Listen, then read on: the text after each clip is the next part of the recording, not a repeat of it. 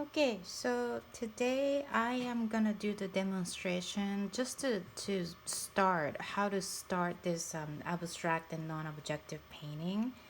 Um, I hope you read all the lectures. It's quite a long lectures, and I focused on how this abstract style and non-objective style evolved, started it and evolved, and it's a really important notion that you understood because abstraction just looks like a little kid's doodling, right? And but it's different when you understood historical context and why the artist wanted to paint that way, even though as a result it looks like a kind of crazy uh, dripping paint and doodling, right? So anyway, here I have the Bristol paper. That's what you have, right? 14 by 17. The purpose of this assignment is to really work on bigger.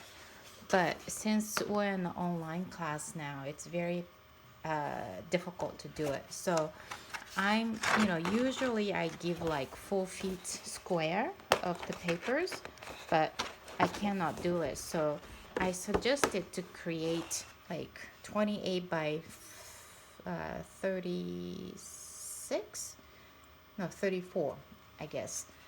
So this 4 of 14 by 17, you will connect. And when you connect them, make sure that you connect them with your blue tape. And I just wanted to show you um, like this. So I have two papers connected, right? And then a lot of times students just like have a tape and then tape like this. Don't do this. This is not gonna be stable enough. So what you want to do is to use the tape and place it down so that you have one side completely taped up like this, and you flip it and there's two papers connected, and then you can repeat them another two and then connect, so it becomes a quite big, maybe like a medium sized paper. The point is to really work on quite big. That's the whole point of it. um, if you really don't have a space to do that at home, maybe you can do with the 2 pages. I also recommend the area to kind of create the another papers or the plastic or the trash bag or whatever you can place it underneath, so that when you make a mess, it won't be too much of the problem. Really, this assignment, as I explained in a lecture too, you're gonna be working with like a kind of a, you know, tapping into your consciousness and subconsciousness, and it's about mark making. So you're not making the image anymore, right? And this is the experimentation, so we'll see how it goes. Okay, so what I want to do is, you have all this paint, right?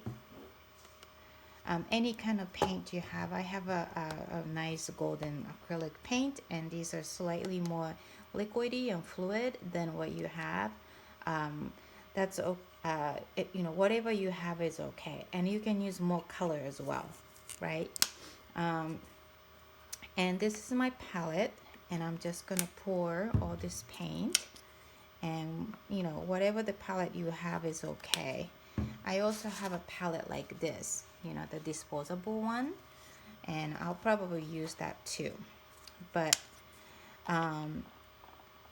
it's also good to, even though you may not use the colors, in the beginning you thought about, I'm not gonna use this color, but it's better that you put all the colors on the palette, because once you kind of want to walk around the color, it's good that if it was prepared, because otherwise it kind of stops the flow, right? So Okay. This was a new paint. And so I have the blue. So I have a, oops. I have a, I have to shake it. Traditional color, the primary. And you might have like a magenta or the the phthalo blue and the lemon yellow, but mine's are kind of warm colors, and I kind of like it because I can mix really nice brown. So prepare the palette. You can also, I just happen to have these kind of watercolor palette, but something like disposable palette, which I asked you to get it, you could have it here and you can mix the color here as well. Okay, so, and any kind of like a I'm gonna have a micron because I want to do some mixing. If you have a color pencil, crayons, or pastels, anything you want to use for this assignment, you should use it. And I am using the brushes for this assignment, but as I said, you can literally use anything you want. You can use like toothbrush to do the applications, or you can do like this splatter technique, which is kind of fun as well. So I have bigger brushes like this, and small brushes like that. So just try to have stuff around it, and it's good to have everything set. Okay, and I have a water as well.